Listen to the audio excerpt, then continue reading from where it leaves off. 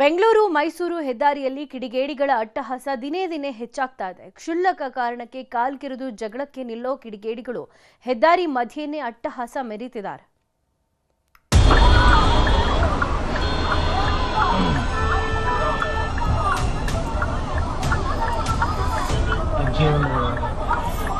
ನೂರಾರು ವಾಹನಗಳು ಓಡಾಡೋ ಹೆದ್ದಾರಿ ಅದು.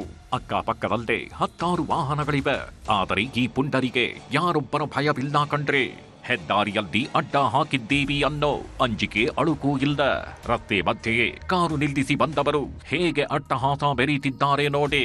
ಹೆಣ್ಣು ಮಕ್ಕಳು ಗೋಳಾಡಿದ್ರು ಬಿಡ್ತಿಲ್ಲ, ಕಾಡಿ ಬೇಡಿದ್ರು ಇವರ ಅಟ್ಟಹಾಸ ಮಾತ್ರ ನಿಲ್ತಿಲ್ಲ.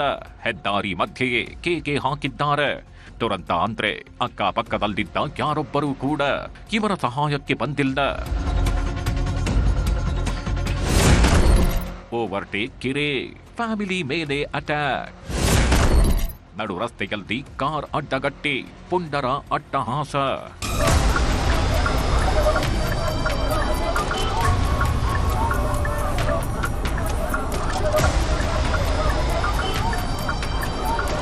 ಜುಲೈ 5ರ ರಾತ್ರಿ ಬೆಂಗಳೂರಿನ ಸಾಗರ್ ಎಂಬುವವರು ತಮ್ಮ ಪತ್ನಿ, ಮಕ್ಕಳು ಹಾಗೂ ತಾಯಿಯೊಂದಿಗೆ ಮೈಸೂರಿನಿಂದ ಬೆಂಗಳೂರಿಗೆ ಪ್ರಯಾಣಿಸುತ್ತಿದ್ರು. ಈ ವೇಳೆ ತಮ್ಮ ಮುಂದೆ ಹೋಗ್ತಿದ್ದ ಕಾರಿನವರಿಗೂ ಇವರಿಗೂ ಕಿರಿಕ್ ಶುರುವಾಗಿದೆ. ಓವರ್ಟೇಕ್ ವಿಷಯಕ್ಕೆ ಗಲಾಟೆ ನಡೆದಿದೆ. ಕಾರಿನಲ್ಲಿ ಹೆಣ್ಣು ಮಕ್ಕಳು ಇದ್ದಿದ್ರಿಂದ ಸಾಗರ್ ಕುಟುಂಬಸ್ಥರು ಈ ವಿಷಯವನ್ನ ಅಲ್ಲಿಗೆ ಬಿಟ್ಟು ತಮ್ಮ ಪಾಡಿಗೆ ತಾವು ಹೋಗ್ತಿದ್ರು. ಆದರೆ ಈ ಪುಂಡರು ಮಾತ್ರ ಸುಮ್ಮನಾಗಿಲ್ಲ. 2 ಕಾರ್ಗಳಲ್ಲಿ ಚೇಸ್ ಮಾಡ್ಕೊಂಡು ಬಂದವರು ಮದ್ದೂರು ಫ್ಲೈಓವರ್ ಬಳಿ ಅಡ್ಡ ಹಾಕಿದ್ರು.